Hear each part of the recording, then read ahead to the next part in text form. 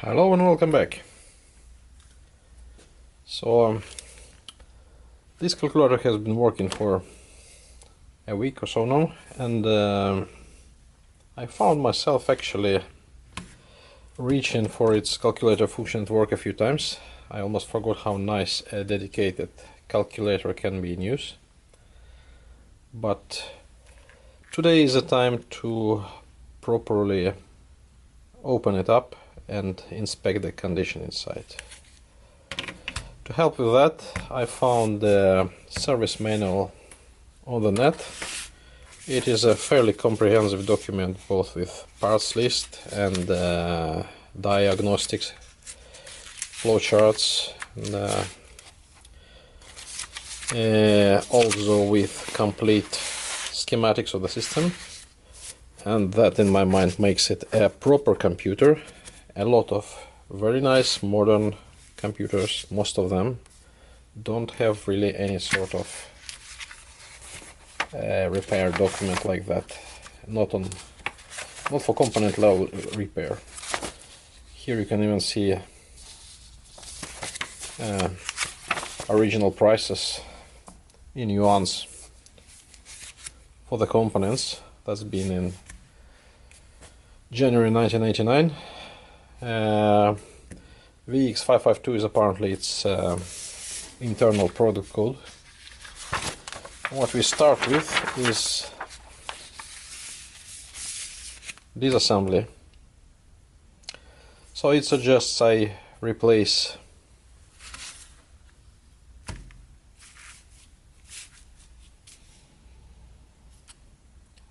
these screws. I removed these two already. So I will get to it, probably remove the batteries. Yeah, remove the batteries and remove these hooks, which don't quite, yeah, there are actually hooks right in the spots indicated. So I will have something to depress them. Okay, let's start.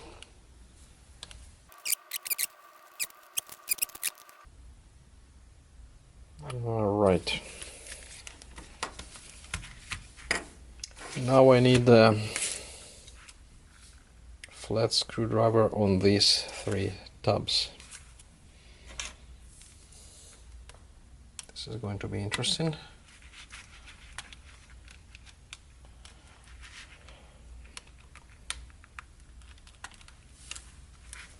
Okay, I think I released one.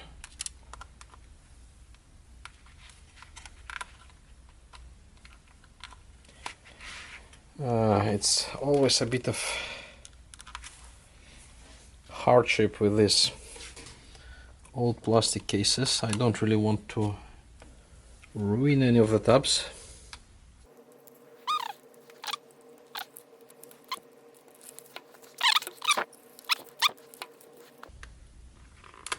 Yes, let me see. Allow me. I don't want to snap anything here. Maybe I depress it. I hope I do. Yeah, seems to work. That one, yeah. And it goes. So let me see it firsthand.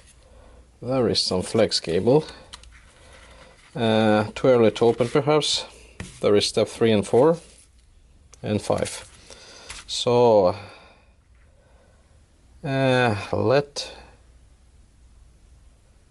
it says I open the case and it shows the flex cable out, so it should be safe to open it like that, like a book. Oh my god, I think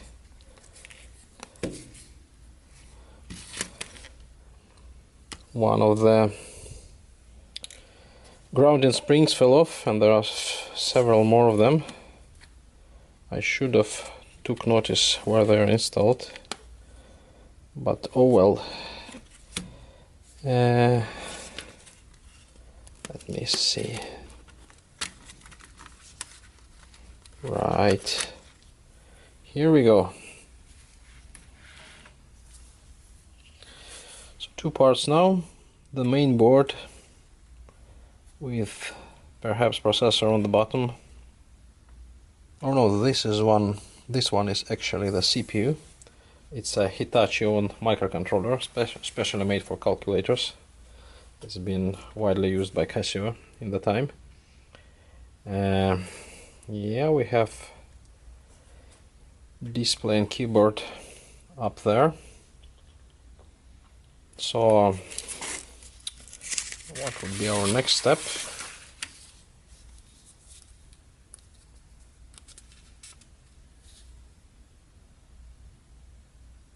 So we remove the display assembly.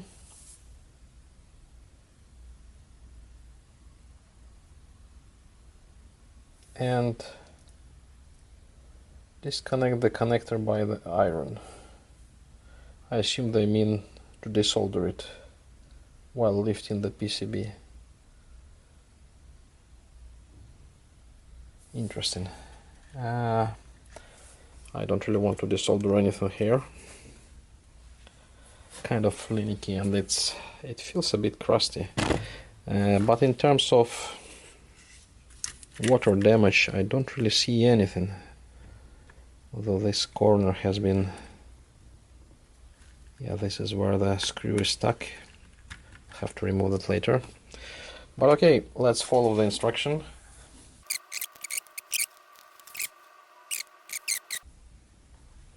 Interesting. Let me pause before I rush it any further. On the display, aside from the blob, there is also one of the weaker lines, as it says here in troubleshooting manual: erratic display. All those on one horizontal line do not light or light always. Replace the heat seal HD4435A01, which I assume is display controller or LCD. So I hope it's what they call heat seal issue.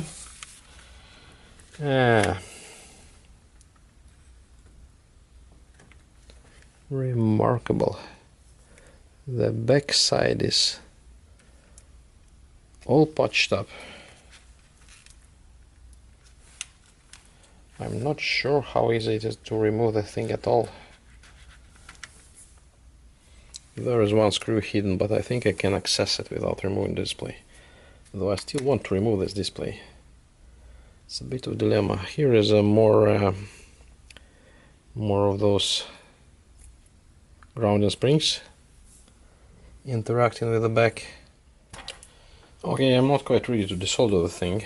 So what I think I'll do, I'll remove the whole top assembly together with display and see from outside how the cabling goes. How easily is that removable?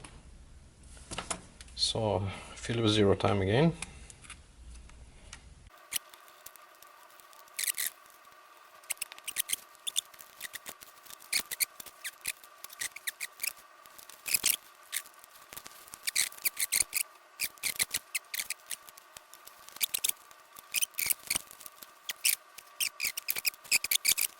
Now I see how display assembly can come out.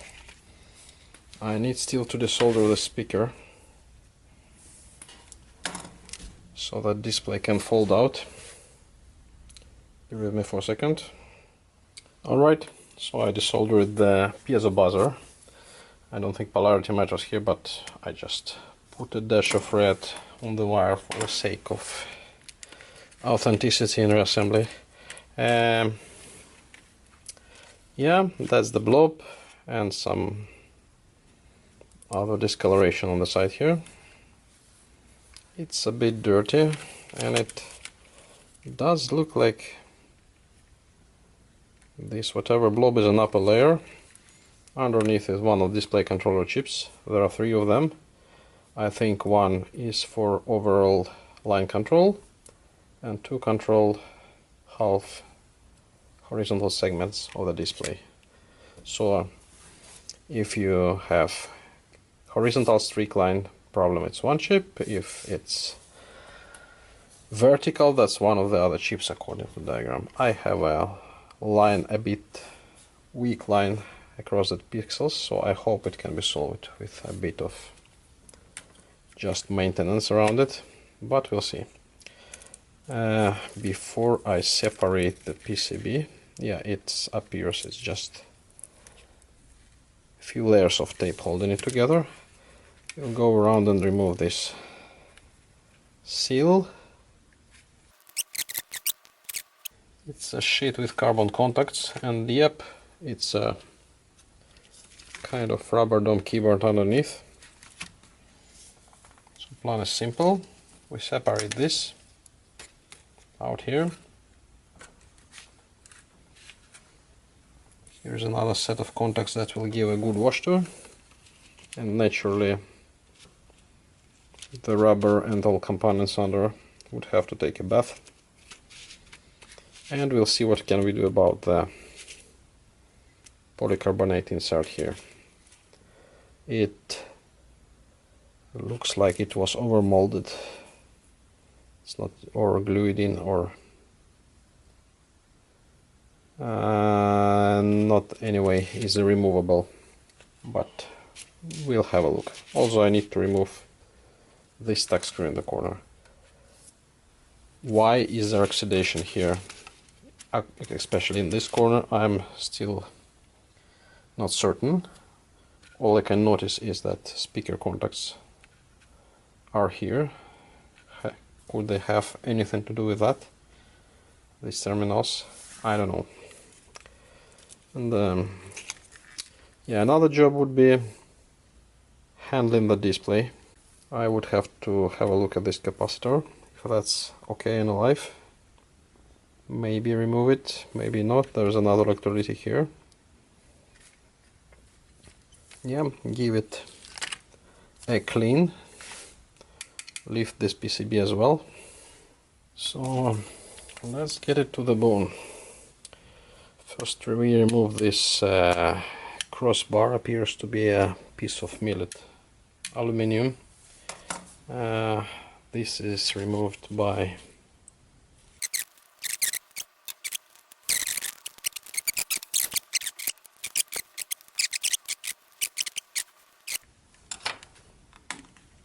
okay, coming out somewhat.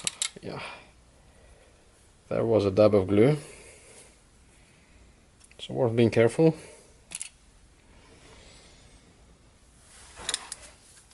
Now we can remove the remaining black screws. These are self-threading screws into plastic out here, and as mentioned, I should take care with the remaining grounding springs underneath.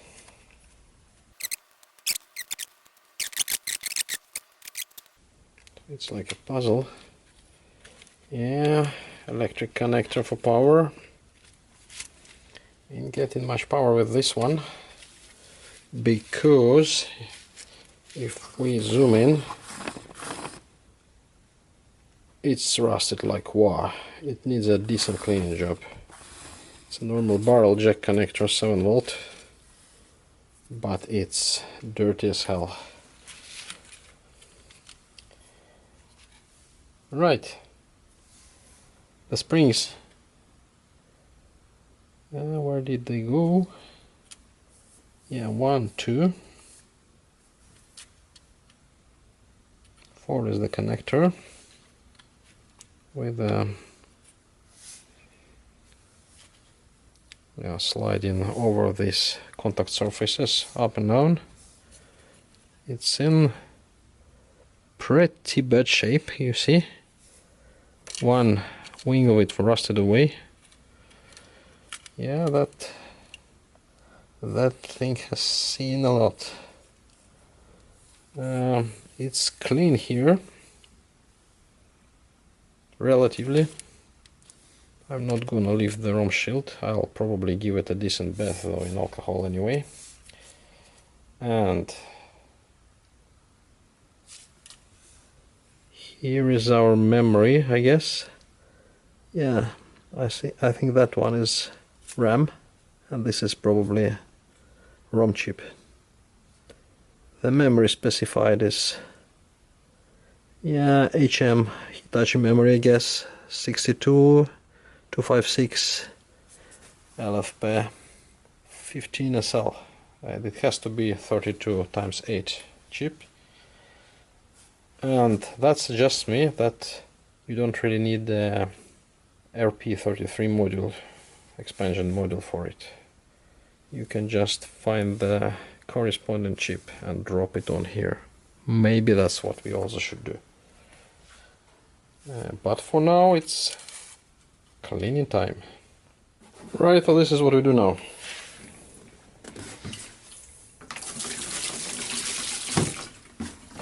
Some rubbing alcohol. So if we take this, you see how dirty it is. Focus please. Yeah, there are years of work and storage. Goes down. The back plate, or the back of the chassis. I removed all screws on it. Goes down as well. Here is a fancy one. It's both keys and the frame. On the front,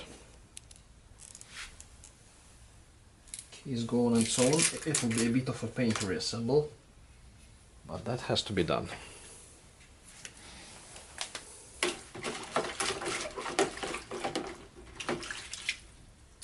Yeah.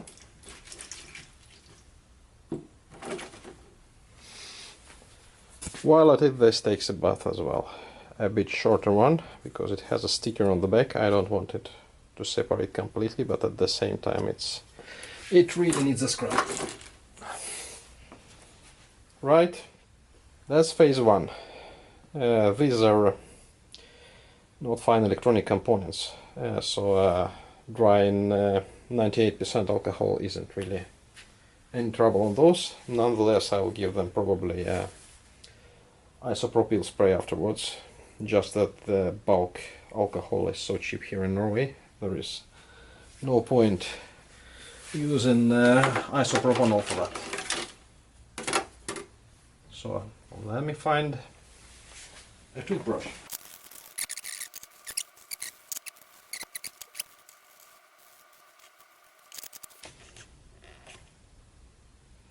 Right, so here we're back after the wash. The membrane washed out nicely. The screen, let me have a reflex so they can see it has still quite a few scuff marks. So we need to do something about it. I'm considering doing spray coat of clear coat on it, acrylic lacquer. So this whole part is rather intricate piece, but only this one is polycarbonate. So I'll cover this and spray over the surface here. The bus is okay. The original script was gone. I'll have to reproduce the serial number on that one. And I think there's quite a few dents, you can see. I need to hammer it out trivially. This one is looking dirty, but it's in fact this. Scrubbed it pretty well. So these are scuff marks that stain, but this is covered by the outer shell, so that's not a big deal. I sprayed the electronics with isopropanol. You see the last layer of it drying up here. It wasn't really dirty to begin with, but it's always worth a shot on decal solder equipment. And the display is yet to be disassembled. I got me in fact a sheet of self-adhesive polarizing film. So I hope to give it a shot soonest. So while it's soaked, I'm working on cleaning up these contacts here using 1000 grit, I believe, sandpaper, just to knock off the oxidation of the brass.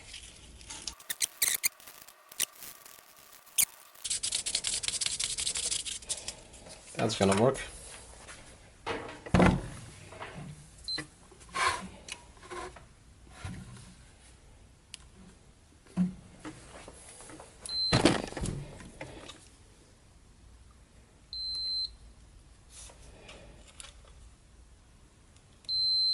Yeah, it's fine now.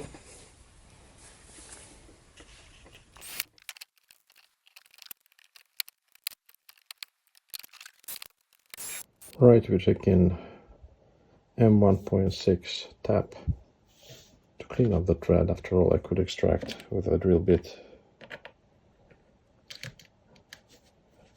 I just thread it in by hand, see how far it goes.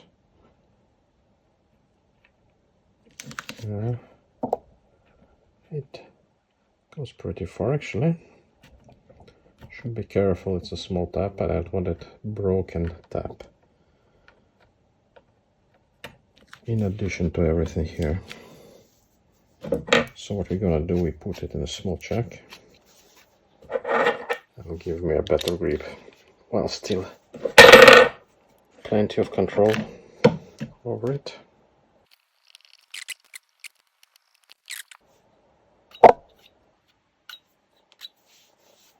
Yeah, I think we're good to go here.